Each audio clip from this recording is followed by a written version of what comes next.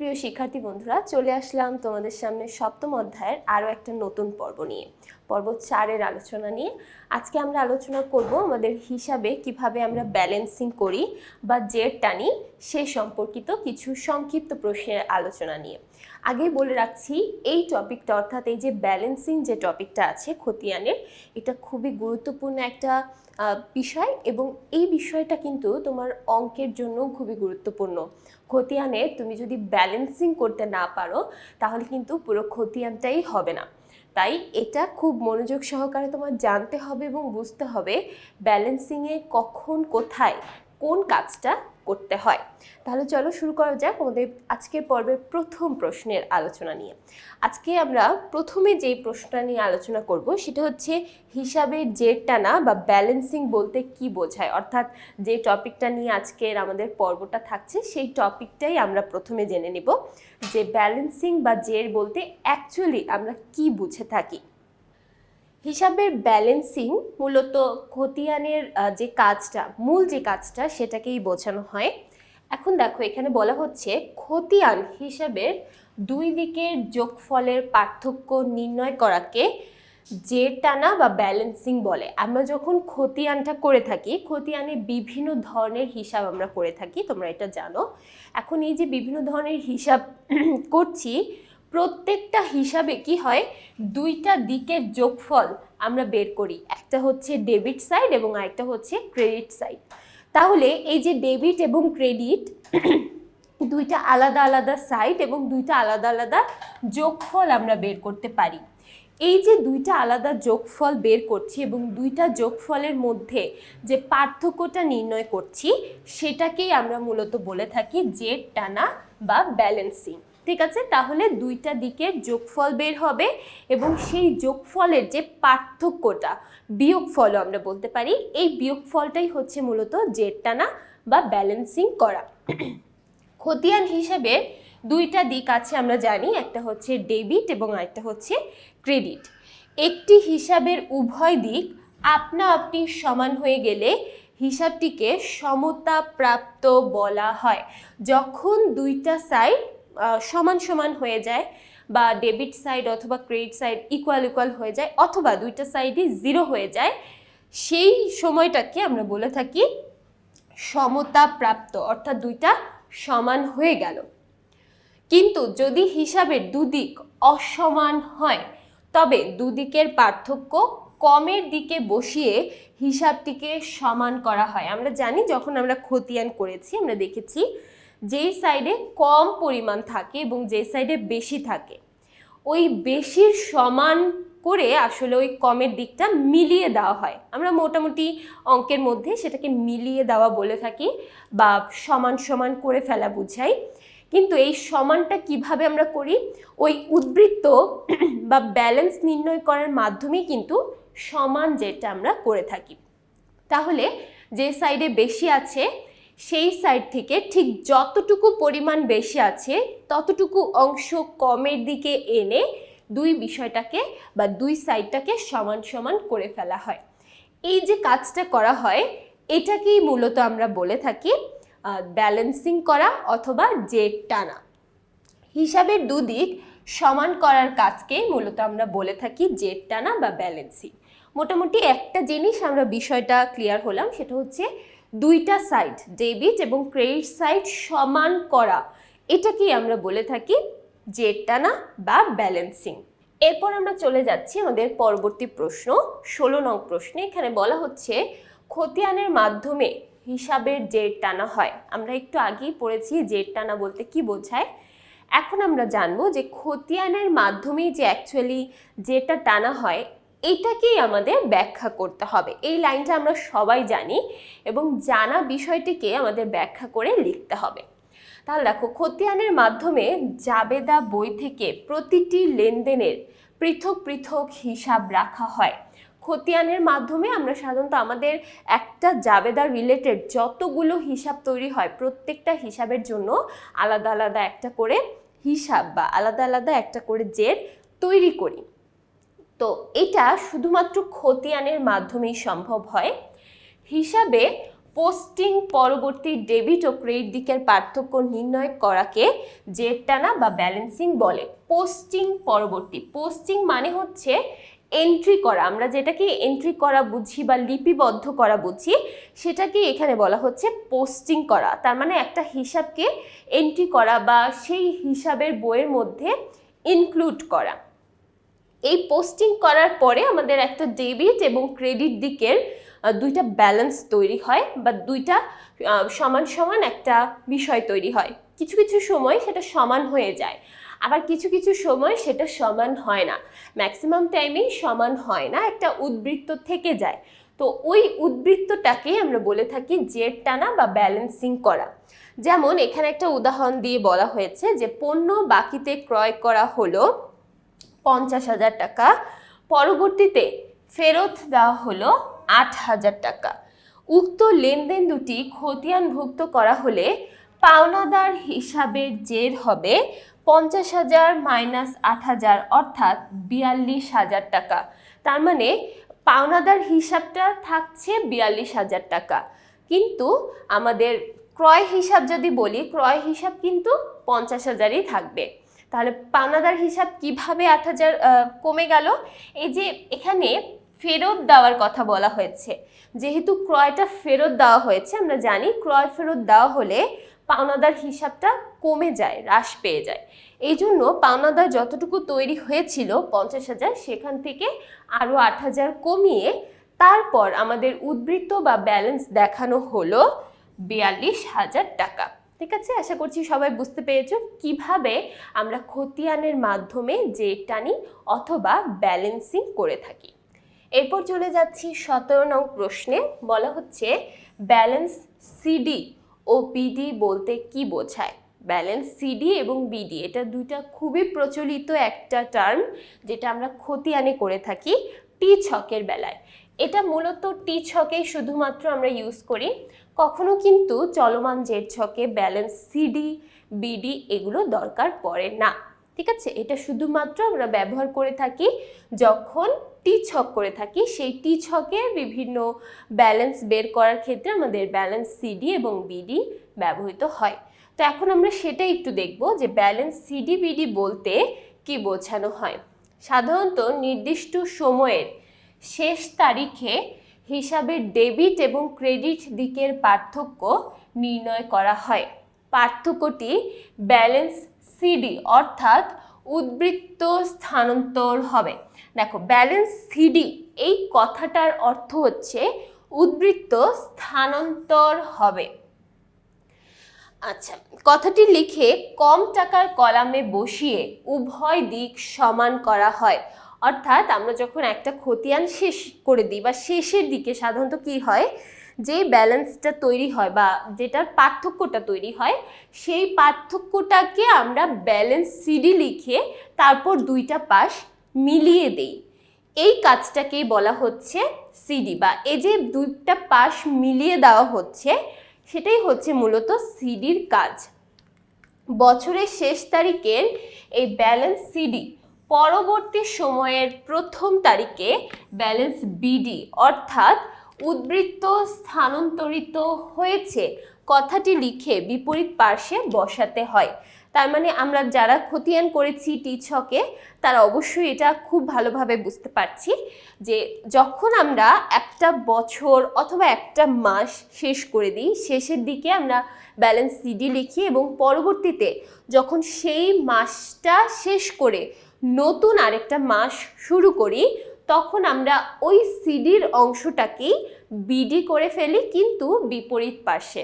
যেমন ধরো, যদি এক্সাম্পল দিই, ধরো একটার ব্যালেন্স তৈরি হয়েছে ক্রেডিট, অর্থাৎ সিডি তৈরি হয়েছে ক্রেডিট পাশে, এখন পরবর্তী বছরে বা পরবর্তী মাসে যখন তুমি বিডি লিখবে সেটা হয়ে যাবে ডেবিট সাইডে। এটাই সাধারণত নিয়ম এবং এভাবেই আমাদের ব্যালেন্স সিডি এবং বিডিটা নির্ণয় করতে হয়। তাহলে সিডি শব্দের অর্থ হচ্ছে স্থানান্তর হবে, অর্থাৎ পরবর্তী মাসে সেটা স্থানান্তর করা হবে। আর বিডি বলতে বোঝানো হয়েছে স্থানান্তরিত হয়ে গেছে, যে উদ্বৃত্তটা তৈরি হয়েছিল সেটা স্থানান্তরিত হয়ে গেছে। ওকে, এরপর চলে যাচ্ছি আমরা 18 নং প্রশ্নে। সিডি বা সিএফ বলতে কি বোঝায়? সিডি বা সিএফ দুইটা আলাদা আলাদা বিষয়।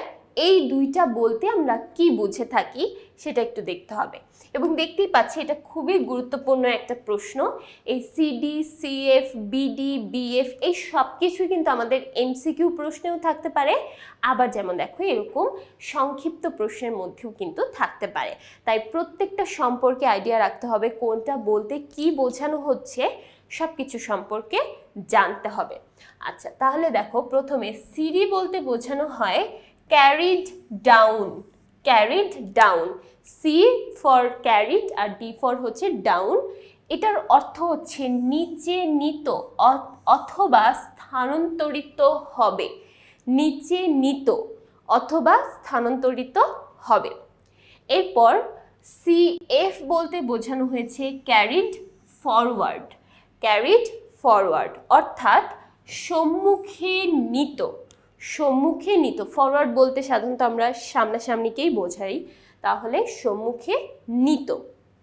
সাধারণত নির্দিষ্ট সময়ের শেষ তারিখে হিসাবে ডেবিট ও ক্রেডিট দিকের পার্থক্য নির্ণয় করা হয়। পার্থক্যটি ব্যালেন্স সিডি বা ব্যালেন্স সিএফ লিখে কম টাকার কলামে বসিয়ে উভয় দিক সমান করা হয়। সাধারণত আমরা ওই যে ব্যালেন্সিং করার সময় একদম শেষের তারিখে মিলিয়ে দেওয়ার যে কাজটা করি সেটাই মূলত সিডি অথবা সিএফ এর মাধ্যমে বুঝিয়ে থাকি।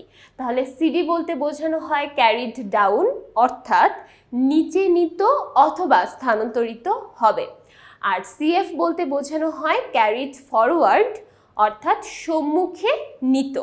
এই দুইটার অর্থ এবং দুইটার ফুল ফর্মটা আমাদের একটু মনে রাখতে হবে। এই এতটুকু যদি তুমি পরীক্ষায় লিখে দাও তাহলে কিন্তু এখানে ফুল মার্কস পেয়ে যাচ্ছ। এখানে সিএফ সিডির ফুল ফর্মটাই অ্যাকচুয়ালি তোমার কোশ্চেনে চাওয়া হয়েছে, যে তুমি ফুল ফর্মটা আদৌ পারো কিনা এবং কোনটার অর্থটা ঠিক কী সেটা পারো কিনা। দুইটার জন্য সাধারণত 2 মার্ক। এখানে যদি আরেকটু ব্যাখ্যা আকারে লেখো বিষয়টা আরেকটু সুন্দর হবে, তবে যদি ব্যাখ্যাটা নাও লেখো তবুও কিন্তু কোনো সমস্যা হবে না। দুইটার ফুল ফর্ম এবং দুইটার অর্থ লেখার জন্যই তুমি এখানে 2 মার্কস পেয়ে যাবে।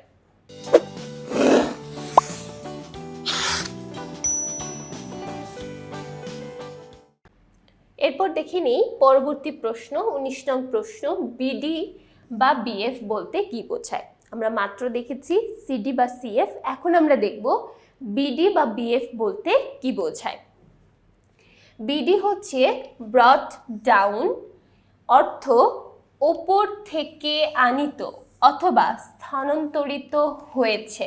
দেখো বিডি বলতে বোঝানো হয়েছে ব্রট ডাউন অর্থাৎ উপর থেকে আনা হয়েছে অথবা স্থানান্তরিত হয়ে গেছে, ঠিক আছে। এরপর দেখো বিএফ বলতে বোঝানো হয় ব্রট ফরওয়ার্ড। ব্রট ফরওয়ার্ড অর্থাৎ পেছন থেকে আনিত। পেছন থেকে আনিত। তাহলে দেখো বিডি হচ্ছে ব্রট ডাউন, সেটার অর্থ হচ্ছে উপর থেকে আনিত অথবা স্থানান্তরিত হয়েছে। আর বিএফ বলতে বোঝানো হয় ব্রট ফরওয়ার্ড অর্থাৎ পেছন থেকে আনিত। পেছন থেকে আনিত, যেমন সিএফ ছিল সম্মুখে নিত, এখানে তেমন বোঝানো হয় পেছন থেকে আনিত। তাহলে দেখো পুরো বিষয়টা আমরা একটু দেখি কখন আমরা বিডি বা বিএফ ব্যবহার করে থাকি। নির্দিষ্ট সময়ের শেষ তারিখে হিসাবের ডেবিট ক্রেডিট দিকের পার্থক্যকে ব্যালেন্স সিডি লিখে ছোট টাকার কলামে বসিয়ে উভয় দিক সমান করা হয়। এতটুকু আমরা জানি। ব্যালেন্স সিডির কাজটা ঠিক কি সেটা এখানে বলা হয়েছে। ব্যালেন্স সিডিকে পরবর্তী সময়ের প্রথম তারিখে ব্যালেন্স বিডি অথবা ব্যালেন্স বিএফ লিখে বিপরীত পাশে বসাতে হয়, অর্থাৎ ব্যালেন্স সিডি লেখার ঠিক পরবর্তী কাজটাই হচ্ছে ব্যালেন্স বিডি বা বিএফ এর কাজ। এখানে মেইন কাজটা হচ্ছে ওই যে সিডিতে আমরা যে ব্যালেন্সটুকু বসিয়েছিলাম সেই ব্যালেন্সটা আমরা পরবর্তী বছরে বা পরবর্তী মাসে সেটা উল্লেখ করব এবং সেটা বিপরীত পাশে সাধারণত উল্লেখ করতে হয়। তুমি যদি সিডি ক্রেডিট পাশে করে থাকো তাহলে বিডিটা করতে হবে ডেবিট পাশে। এটাই নিয়ম। এবং এটা কি বলা হচ্ছে বিডি বা বিএফ। তাহলে বিডি হচ্ছে ব্রট ডাউন, এটার অর্থ হচ্ছে উপর থেকে আনিত, আর বিএফ বলতে বোঝানো হয় ব্রট ফরওয়ার্ড, যেটার অর্থ হচ্ছে পেছন থেকে আনিত। এরপর চলে যাচ্ছি পরবর্তী প্রশ্ন, 20 নং প্রশ্ন। এখানে বলা হচ্ছে সমাপ্তি জের কাকে বলে? সমাপ্তি জের কাকে বলে? একটি নির্দিষ্ট সময় শেষে একটি হিসাবের ডেবিট এবং ক্রেডিট দিক সমান করার জন্য যে জের বা উদ্বৃত্ত নির্ণয় করা হয় তাকে সমাপ্তি জের বা সমাপনী উদ্বৃত্ত বলে। আমরা সাধারণত লাস্টে যেই বিষয়টা বা যেই ব্যালেন্সের মাধ্যমে দুইটা সাইডকে মিলিয়ে দিচ্ছি, অর্থাৎ এই যে সিডির যে কাজটা, সেই সিডির ব্যালেন্সটাকেই আমরা বলে থাকি সমাপ্তি জের অথবা সমাপনী উদ্বৃত্ত। সমাপ্তি জের লেখার সময় স্থানান্তরিত হবে বা ব্যালেন্স সিডি বা ব্যালেন্স সিএফ লেখা হয়। আমরা একটু আগে সিডি বা সিএফ এর যে কাজটা পড়েছি, ঠিক সেই কাজটাই এখানে বলা হয়েছে। সিডি বা সিএফ এর মধ্যে আমরা যে ব্যালেন্সটা অর্থাৎ টাকার যে অঙ্কটা লিখি সেটাই হচ্ছে সমাপ্তি জের। এক কথায় হচ্ছে সিডি বা সিএফ এই দুইটাকেই আমরা বলে থাকি সমাপ্তি জের, অর্থাৎ যেটা একদম শেষে আমরা নির্ণয় করে থাকি বা একদম শেষে যেটা করে দেওয়া হয়, সমান করে দেওয়া হয় যেটার মাধ্যমে, সেটাই হচ্ছে মূলত সমাপ্তি জের। এরপর আমরা দেখি 21 নং প্রশ্ন, প্রারম্ভিক জের কাকে বলে? তাহলে দেখো সমাপ্তি জের যেহেতু সিডি, তাহলে আমরা বুঝতেই পারছি প্রারম্ভিক জের হবে বিডির কাজটা। এবার দেখো উত্তরটা কিভাবে লিখব। কোনো বছরের বা সময়ের সমাপনী জের নিয়ে পরবর্তী বছর বা সময়ের হিসাব শুরু করা হলে তাকে প্রারম্ভিক জের অথবা প্রারম্ভিক উদ্বৃত্ত বা প্রারম্ভিক ব্যালেন্স বলে। সবগুলোই কিন্তু একই মিনিং করছে, জের, উদ্বৃত্ত বা ব্যালেন্স সবগুলোই সেম জিনিস। তাহলে তুমি যে কোনো একটা লিখলেই হবে। এখানে দেখো প্রারম্ভিক জের লেখার সময় আমরা মূলত স্থানান্তরিত হয়েছে বা বিডি অথবা বিএফ লিখে থাকি। যেমন সিডিটা লেখা হয় সমাপনী জেরের জন্য আর বিডি লেখা হয় প্রারম্ভিক জেরের জন্য। তার মানে একটা বছরের শুরুতে আমরা যে উদ্বৃত্তটা নিয়ে বছরটা শুরু করি সেটাই হচ্ছে মূলত প্রারম্ভিক জের। এরপর দেখি 22 নং প্রশ্ন, সমতা প্রাপ্ত হিসাব বলতে কি বোঝায়? সমতা প্রাপ্ত হিসাব বলতে কি বোঝায়? সাধারণত টি-ছক পদ্ধতিতে একটি নির্দিষ্ট সময় পর হিসাবের জের নির্ণয় করা হয়। যখন কোনো হিসাবের মোট ডেবিট এবং মোট ক্রেডিট টাকা সমান হয় তখন হিসাবের জের শূন্য হয়ে যায়। যখন দুইটা দিক সমান হয়ে যায়, অর্থাৎ ডেবিট সাইড এবং ক্রেডিট সাইড যখন ইকুয়াল হয়ে যায়, তখন আমরা মূলত সেই জেরটাকে বলে থাকি শূন্য জের। অর্থাৎ এখানে আর উদ্বৃত্ত কিছুই থাকছে না, সম্পূর্ণটাই মিলে যাচ্ছে। এই ধরনের হিসাবকেই সমতা প্রাপ্ত হিসাব বলে, অর্থাৎ যেখানে দুইটা পাশ সমান হয়ে যাচ্ছে এরকম হিসাবকে আমরা বলে থাকি সমতা প্রাপ্ত হিসাব। তখন ব্যালেন্স বিডি বা সিডি লিখতে হয় না। যখন দুইটা সাইড সমান হয়ে যায় তখন আর আমাদের সিডি বা বিডি লেখার কোনো প্রয়োজনীয়তা নেই, আমরা সেটাকে ধরে নেই সমতা প্রাপ্ত বা সমান হয়েছে বলে। তাহলে দুইটা জের যখন শূন্য হয়ে যায় বা দুইটা সাইড যখন সমান সমান হয়ে যায় তখন সেটাকে আমরা বলে থাকি সমতা প্রাপ্ত জের অথবা সমতা প্রাপ্ত ব্যালেন্স।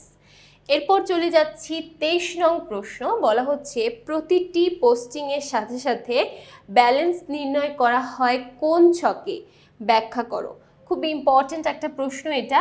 প্রতিটি পোস্টিংয়ের সাথে সাথে ব্যালেন্স নির্ণয় করা হয় কোন ছকে? এটা কিন্তু আমরা আমাদের পূর্বের যে পর্বগুলো আছে সেই পর্বগুলোতে জেনেছি। সাধারণত একটা পোস্টিং অথবা এন্ট্রি করার সাথে সাথে ব্যালেন্সটা বের করে ফেলা হয় চলমান জের ছকে। তাহলে এখানে আমাদের সম্পূর্ণটাই চলমান জের ছক নিয়ে বলতে বলা হয়েছে। তো এখন আমরা একটু দেখব চলমান জের ছক নিয়ে এখানে কি বলা আছে। চলমান জের ছকে প্রতিটি পোস্টিংয়ের সাথে সাথে ব্যালেন্স নির্ণয় করা হয়। চলমান জের ছকে হিসাবের জের যে কোনো সময় জানা যায়। যেহেতু আমরা একটা পোস্টিং করার সাথে সাথে সেটার ব্যালেন্সটা নির্ণয় করে ফেলছি, সেই জন্য আমরা কিন্তু ওই পোস্টিংয়ের সাথে সাথেই ব্যালেন্সের জেরটাও বের করে ফেলতে পারি, অথবা জেরটাও জেনে ফেলতে পারি যে ঠিক সেই সময়টাতে আমাদের ব্যালেন্সটা অথবা উদ্বৃত্তটা ঠিক কতটুকু পরিমাণে আছে। এটাতে আমাদের আর সময়ের জন্য অপেক্ষা করতে হয় না, বা ওই যে আমাদের লাস্টে যে সিডি বিডি করার যে ব্যাপারটা, সেই ব্যাপারটার জন্য আর অপেক্ষা করতে হয় না। কেননা জাবেদা থেকে তারিখের ক্রমানুসারে খতিয়ান ভুক্তির সময় প্রতিটি লেনদেনের পোস্টিংয়ের পাশাপাশি ব্যালেন্স নির্ণয় করা হয়। যেহেতু একদম আমরা তারিখের সাথে সাথে, অর্থাৎ একটা তারিখের লেনদেন হওয়ার সাথে সাথেই সেটা সব জায়গাতে এন্ট্রি করে ফেলছি, প্লাস খতিয়ানেও অন্তর্ভুক্ত করে ফেলছি, সেজন্য আমাদের কিন্তু আর একটা নির্দিষ্ট সময় পর্যন্ত অপেক্ষা করতে হচ্ছে না। আমরা সেই তারিখেই সেই লেনদেনের জন্য ঠিক কতটুকু ব্যালেন্স থাকছে সেটা আমরা জেনে ফেলতে পারি। তারপরে পরবর্তী তারিখের লেনদেন পোস্টিং করা হয়। তাহলে একটা তারিখ শেষ হওয়ার পরে আমরা আরেকটা তারিখ এখানে অন্তর্ভুক্ত করি। একটা তারিখ এন্ট্রি না করে কিন্তু আরেকটা তারিখে যাওয়া যায় না, যখন আমরা চলমান জের ছকের মধ্যে সবগুলো অন্তর্ভুক্ত করছি। এরপর চলে যাই পরবর্তী প্রশ্ন, 24 নং প্রশ্নে। আচ্ছা, এখন আমরা আলোচনা করব 24 নং প্রশ্ন, এবং এই প্রশ্ন আমাদের এই পর্বের জন্য সর্বশেষ প্রশ্ন। এখানে বলা হচ্ছে ক্রেডিট ব্যালেন্স বলতে কি বোঝায়? ক্রেডিট ব্যালেন্স বলতে আমরা কি বুঝে থাকি? হিসাবের ডেবিট দিকের যোগফল যদি ক্রেডিট দিকের যোগফল অপেক্ষা কম হয়, তখন যে জের বা উদ্বৃত্ত পাওয়া যায় তাকে আমরা বলে থাকি ক্রেডিট ব্যালেন্স। তার মানে ডেবিট দিকের যোগফল যদি ক্রেডিট দিকের যোগফল থেকে কম হয়, তার মানে ক্রেডিট সাইডটা যদি কম থাকে আর ডেবিট সাইডটা যদি বেশি থাকে, তাহলে ওই যে ডেবিট সাইডটা যতটুকু পরিমাণ বেশি আছে সেই অংশটা আমরা ক্রেডিট সাইডে এনে দুইটা পাশকে মিলিয়ে দিই। এটাকেই বলা হয় ক্রেডিট ব্যালেন্স। ক্রেডিট যে ডেবিট দিকে বসিয়ে উভয় দিকের যোগফল সমান করা হয়। তাহলে যে পাশটা বড় সেই পাশের বড় অংশটুকু নিয়ে ছোট অংশতে সেটা বসিয়ে আমরা দুইটা পাশ সমান করে থাকি। এটাকেই বলা হচ্ছে ক্রেডিট ব্যালেন্সিং। আশা করছি ব্যালেন্সিং সম্পর্কে প্রত্যেকটা প্রশ্নই সবাই খুব ভালোভাবে বুঝতে পেরেছো। পরবর্তী পর্ব দেখার জন্য সবাইকে আমন্ত্রণ জানাচ্ছি। সবাইকে ধন্যবাদ।